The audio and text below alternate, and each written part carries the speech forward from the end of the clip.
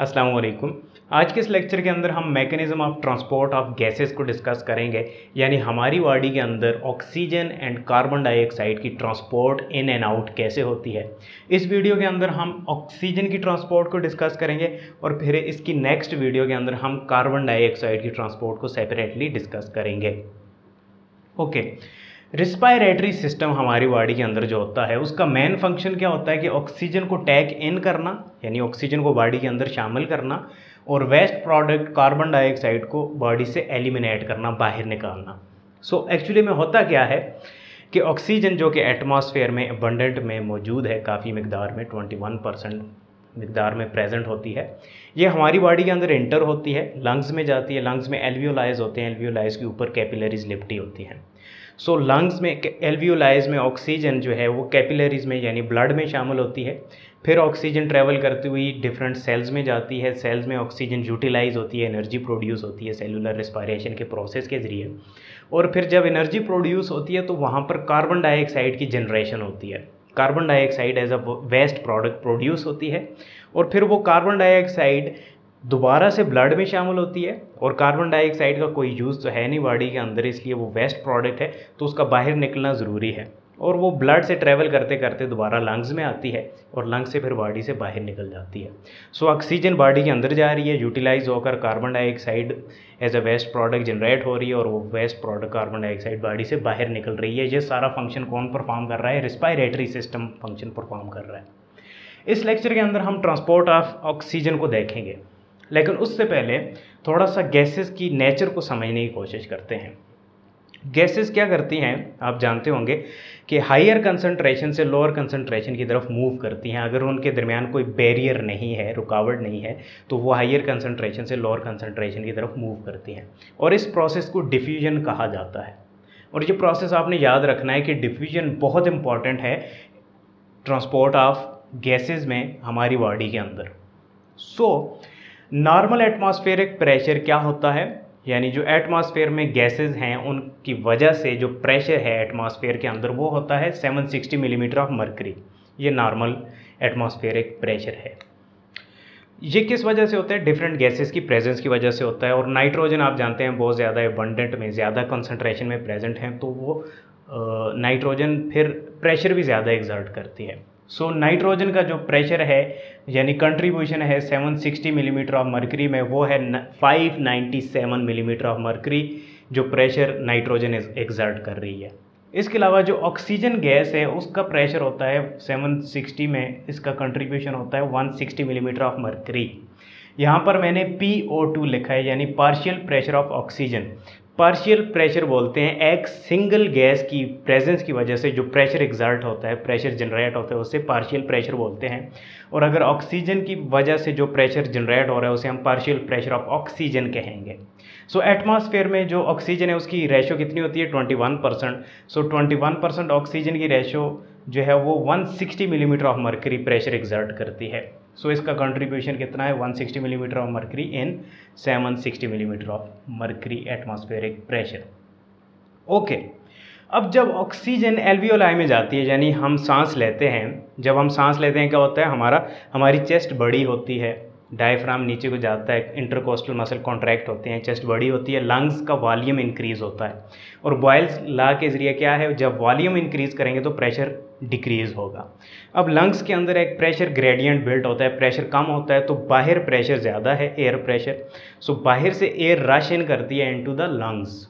अब air lungs के अंदर जाती है, तो जैसे ही एयर लंग्स के अंदर जाती है हम ऑक्सीजन को लेंगे। नाइट्रोजन क्योंकि डिज़ोल्व ही नहीं होती है हमारी बॉडी के अंदर, रिक्वायर ही नहीं है, इसलिए वो चाहे उसका जितना भी प्रेशर है उसे हम कंसिडर ही नहीं करेंगे। हमारा ऑक्सीजन के साथ मतलब है और कार्बन डाइऑक्साइड के साथ। सो जब एयर हमारे लंग्स में आती है वहाँ पर जो ऑक्सीजन है उसका पार्शियल प्रेशर एल्वियोलाई में पहुँचकर 100 मिलीमीटर ऑफ मर्करी रह जाता है।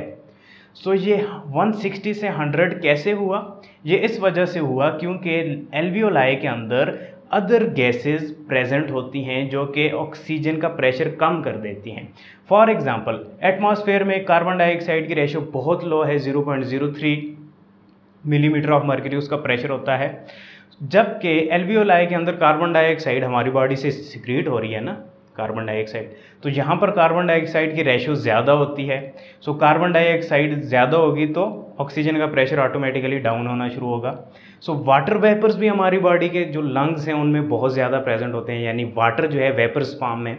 इसकी एग्जांपल क्या है कि सर्दियों में जब हम सांस लेते हैं तो सांस बाहर जाती है तो हमें धुंध सी बनी हुई नज़र आती है, मुंह से ऐसे लगता है जैसे धुआं निकल रहा है। सो वो वाटर वेपर्स होते हैं जो कंडेंस होकर जुड़ते हैं, छोटे छोटे वेपर्स जो हैं वो ड्रॉपलेट्स की शक्ल इख्तियार करते हैं, वो फिर हमें नज़र आने लगते हैं। सो वाटर वेपर्स हमारे लंग्स में प्रेजेंट होते हैं, कार्बन डाइऑक्साइड प्रेजेंट होती है। इनकी प्रेजेंस की वजह से ऑक्सीजन का जो प्रेशर है वो लो हो जाता है, but still it is very much 100 millimetre of mercury. To be exact जो है वो 104 मिलीमीटर ऑफ मर्करी है, बट कन्वीनियंस के लिए हम ताकि आसानी से याद रहे 100 मिलीमीटर ऑफ मर्करी कहेंगे, और ये इंटरनेशनल लिटरेचर में यही वैल्यू यूज़ की जाती है। सो ये फिगर और नंबरिंग जो हैं ये चेंज होती हैं डिफरेंट टेक्स्ट बुक में। सो आपकी टेक्स्ट बुक में जो भी नंबरिंग है आपने वो याद रखनी है क्योंकि MCQs में आ सकती है। ओके, ये तो बात कर ली हमने प्रेशर की। प्रेशर की बात करना इसलिए ज़रूरी है कि गैसेस क्या करती हैं, हायर प्रेशर से लोअर प्रेशर की तरफ मूव करती हैं। और हमारी बॉडी के अंदर जो मेम्ब्रेन्स हैं, जो ब्लड कैपिलरीज की मेम्ब्रेन है, एल्वियोलाई की जो मेम्ब्रेन है, आउटर मोस्ट मेम्ब्रेन, ये ऑक्सीजन और कार्बन डाइऑक्साइड को रोकती नहीं है। ऑक्सीजन और कार्बन डाइऑक्साइड इन मेम्ब्रेन से ईजिली पास आउट हो सकती हैं। सो डिफ्यूजन के जरिए ऑक्सीजन और carbon dioxide in and out होती रहती है। ओके, ऑक्सीजन की ट्रांसपोर्ट की अगर हम बात करें तो ऑक्सीजन दो फॉर्म में ट्रेवल करती है। ट्रांसपोर्ट ऑक्सीजन की दो फॉर्म में होती है। नंबर 1 डिज़ोल्व फॉर्म, यानी हमारे ब्लड का जो प्लाज्मा पोर्शन है, जो लिक्विड पोर्शन है, उसमें डिज़ोल्व फॉर्म में भी ऑक्सीजन ट्रेवल करती है टुवर्ड्स द टिश्यू। इसके साथ साथ ऑक्सीजन एक प्रोटीन है जिसे हीमोग्लोबिन बोलते हैं, इसके साथ अटैच होकर भी ट्रेवल करती है। सो टोटल जो कंसंट्रेशन है उसमें से 1.5% ऑक्सीजन डिज़ोल्व फॉर्म में ट्रेवल करती है, जबकि 98.5% ऑक्सीजन हीमोग्लोबिन के साथ अटैच होकर ट्रेवल करती है। अगेन ये रेशो चेंज हो सकती है डिफरेंट टेक्स्ट बुक में, आप इसे अपनी टेक्स्ट बुक के हिसाब से याद रखिएगा। ओके, अब हम देखते हैं कि ये कैसे ट्रेवल करती हैं, यानी कौन सी फोर्सेस हैं, किस तरीके से ट्रेवल हो रही है ऑक्सीजन की, यानी कैसे एल्वियोलाई से ब्लड में शामिल हो रही है ऑक्सीजन और ब्लड से फिर टिश्यू में कैसे जा रही है, टिश्यू से दोबारा जो है ब्लड में शामिल होकर फिर एक साइकिल चल रहा होता है। सो हेयर इस डायग्राम से हम समझने की कोशिश करते हैं। ये क्या है, ये एल्वियोलाई है। सपोज यहाँ पर मैं लिख भी देता हूँ, दिस इज एल्वियोलाई। हमने स्टडी किया कि एल्वियोलाई के अंदर ऑक्सीजन का प्रेशर कितना होता है, 100। सो यहाँ पर ऑक्सीजन है और इसका प्रेशर है 100 मिलीमीटर ऑफ मर्करी। प्रेशर को मिलीमीटर ऑफ मर्करी इसकी यूनिट है। ओके, जबकि ये क्या है, ये कैपिलरी है, pulmonary capillary. Pulmonary mean lungs के ऊपर जो लंग्स में एल्वियोलाइज हैं उनके ऊपर जो लिपटी हुई स्मॉल कैपिलरीज हैं उन्हें पल्मोनरी कैपिलरीज बोलते हैं। पल्मोनरी कैपिलरीज यानी पल्मोनरी आर्टरी से जब आती हैं तो उनमें डीऑक्सीनेटेड ब्लड होता है ताकि लंग्स में आकर ऑक्सीजनेट होकर बाहर दोबारा से हार्ट की तरफ जाए और हार्ट से फिर पूरी बॉडी में ट्रैवल करता है। सो ये मैकेनिज्म हम कार्डियोवैस्कुलर सिस्टम में स्टडी कर चुके हैं, यहाँ पर सिर्फ कॉन्सेप्ट लेंगे। सो यहाँ से जो ब्लड आ रहा है ये क्या है, ये डीऑक्सीनेटेड है। Let's suppose it is a deoxygenated blood. So ये रेड ब्लड सेल है। रेड ब्लड सेल के अंदर ऑक्सीजन की रेशियो कितनी है, प्रेशर है 40 मिलीमीटर ऑफ मर्करी। मैं मर्करी नहीं लिख रहा, शॉर्ट करते हैं। और ये क्या है, ये पोर्शन कौन सा है, ये प्लाज्मा, जिसमें लिक्विड पोर्शन जिसे हम कहते हैं ब्लड का। और ये क्या है, RBC, red blood cell. Red blood cell के अंदर सपोज कि प्रेशर है 40 मिलीमीटर ऑफ मर्करी, और ये जो प्लाज्मा है यहाँ पर भी प्रेशर है 40 मिलीमीटर ऑफ मर्करी। ओके, यहाँ पर प्रेशर है 100 मिलीमीटर ऑफ मर्करी। तो कॉन्सेप्ट लगाइए, क्या होगा, हायर कंसंट्रेशन से ऑक्सीजन क्या करेगी, ट्रेवल करेगी लोअर कंसंट्रेशन की तरफ। सो यहाँ से ऑक्सीजन जाएगी इनटू द प्लाज्मा, यहाँ पर 40 मिलीमीटर ऑफ मर्करी प्रेशर है। तो जैसे ही यहाँ पर जाएगी तो इक्विलिब्रियम मेंटेन होगा, ये 40 millimetre of mercury pressure increase होकर 100 मिलीमीटर ऑफ मर्करी रह जाएगा। सो प्लाज्मा के अंदर जो 1.5% ऑक्सीजन है ना, वो इसी फॉर्म में ट्रेवल कर रही है। रेशो बहुत कम है लेकिन इसका प्रेशर बहुत इंपॉर्टेंट है। यहाँ पर 100 मिलीमीटर ऑफ मर्करी प्रेशर बन गया तो यहाँ पर जो ऑक्सीजन है ये क्या करेगी, इन सेल्स में जाने की कोशिश करेगी जिनमें ऑक्सीजन की रेशो कम है। सो यहाँ पर भी रेशो क्या हो जाएगा, प्रेशर क्या है ऑक्सीजन का, 100 मिलीमीटर ऑफ मर्करी हो जाएगा। ओके, जब ये ऑक्सीजनेट यानी प्रेशर जब ज़्यादा हो रहा है, ऑक्सीजन का 100 मिलीमीटर ऑफ मर्करी प्रेशर हो रहा है, इसका मतलब क्या है, ऑक्सीजन इंटर हो रही है ना।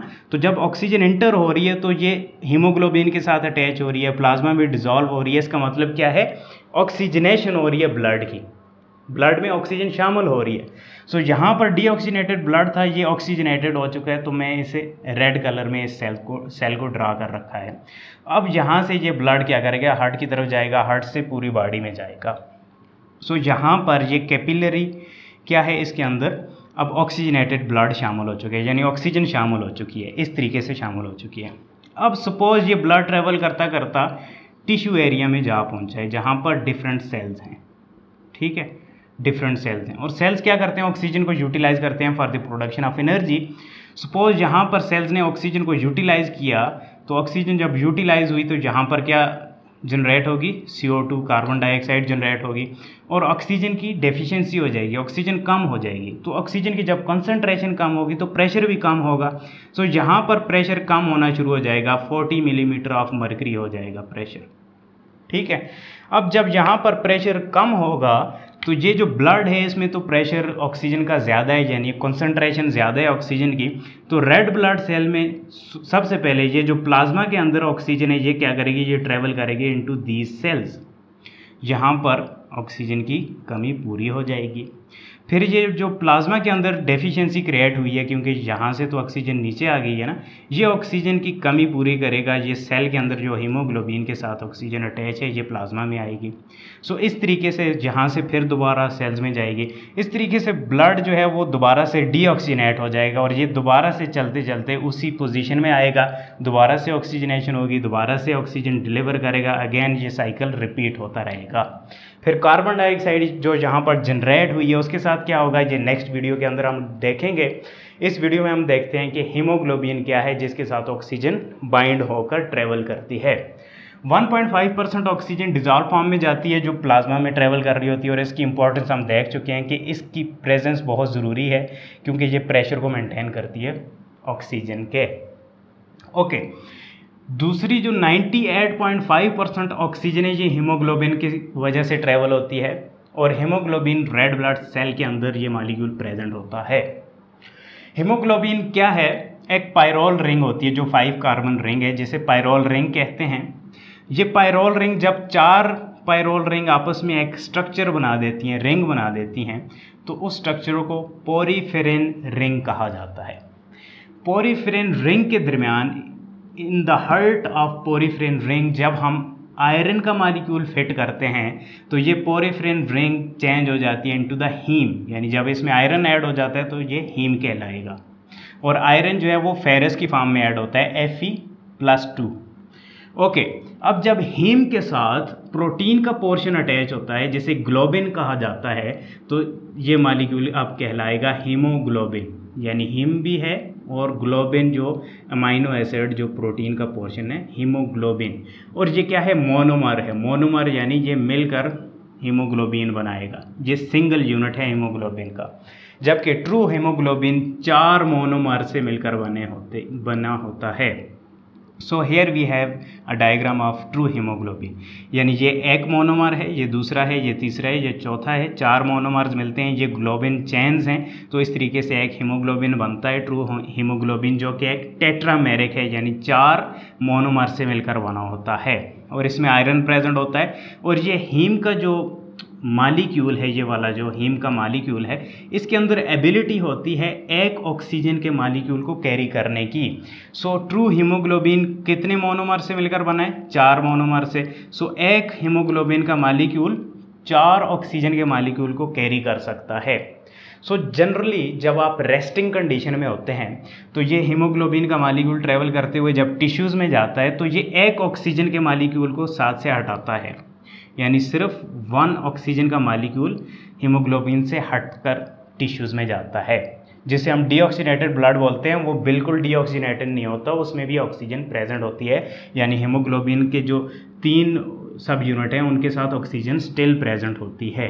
75% सैचुरेटेड फिर भी होता है ऑक्सीजन से blood. Okay, so that is how the transport of oxygen occur.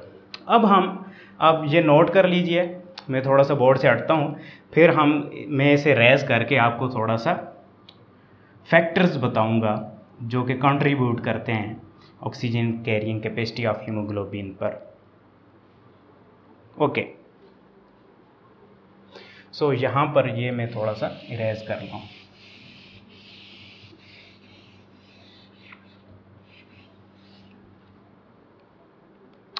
सो यहाँ पर हम देख लेते हैं फैक्टर्स, यानी कौन से ऐसे फैक्टर्स हैं जो ऑक्सीजन कैरिंग कैपेसिटी को कंट्रोल करते हैं। सो सबसे पहला फैक्टर है पार्शियल प्रेशर ऑफ ऑक्सीजन, यानी अगर ऑक्सीजन का प्रेशर ज़्यादा होता है, more the pressure of oxygen, तो मोर सेचुरेशन ऑफ ऑक्सीजन अकर होगी, यानी हीमोग्लोबिन के साथ ज़्यादा ऑक्सीजन अटैच होगी। Oxygen carrying capacity of haemoglobin will increase by increasing pressure of oxygen. जितनी ज़्यादा आप ऑक्सीजन का प्रेशर इंक्रीज करेंगे, कॉन्सेंट्रेशन इंक्रीज करेंगे, उतने ज़्यादा चांसेस हैं कि हीमोग्लोबिन के साथ वो अटैच हों। This is number 1 factor. Number 2 factor है कॉन्सेंट्रेशन और कार्बन डाइऑक्साइड लेवल। अगर कार्बन डाइऑक्साइड का लेवल इंक्रीज होता है, कार्बन डाइऑक्साइड ज़्यादा होती है, तो oxygen carrying capacity of haemoglobin कम हो जाती है। ज़्यादा कार्बन डाइऑक्साइड होगी तो आपकी हीमोग्लोबिन जो है प्रोटीन, वो ज़्यादा ऑक्सीजन को कैरी नहीं कर सकेगी। ये एक ख़तरनाक बात है। Number 3 pH. अगर पीएच एसिडिक होती है, यानी अगर पीएच लो होती है, तो oxygen carrying capacity of haemoglobin decrease होती है। ये जो हीमोग्लोबिन है ये ऑक्सीजन को अच्छे तरीके से कैरी नहीं कर सकता अगर पीएच कम होती है। ओके, नंबर 4 फैक्टर कौन सा है? तो नंबर 4 फैक्टर है इंक्रीज इन टेम्परेचर।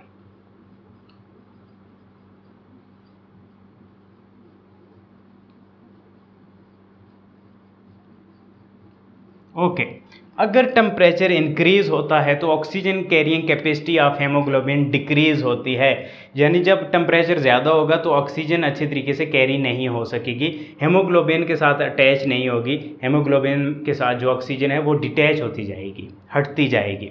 और इसका बेनिफिट होता है, इन सब चीज़ों का बेनिफिट होता है। फॉर एग्ज़ाम्पल, अगर आप एक्सरसाइज कर रहे हैं तो आपके मसल्स को, आपके टिश्यूज़ को ज़्यादा ऑक्सीजन की ज़रूरत है, जबकि नॉर्मल कंडीशन में हीमोग्लोबिन से सिर्फ एक ऑक्सीजन का मालिक्यूल हटता है, तो आपके टिश्यूज़ को ज़्यादा ऑक्सीजन की ज़रूरत है। तो आप जब वर्क कर रहे होते हैं तो वहाँ पर हीट जनरेट होती है। हीट जब ज़्यादा होती है तो हीमोग्लोबिन की ऑक्सीजन कैरिंग कैपेसिटी कम हो रही है, याद रखिए। तो हीमोग्लोबिन क्या करता है, जितनी भी ऑक्सीजन के मालिक्यूल हैं उन्हें अपने पास से डिटैच करके सेल्स की तरफ भेजता है, सेल ऑक्सीजन को यूज़ करके ज़्यादा एनर्जी जनरेट करते हैं।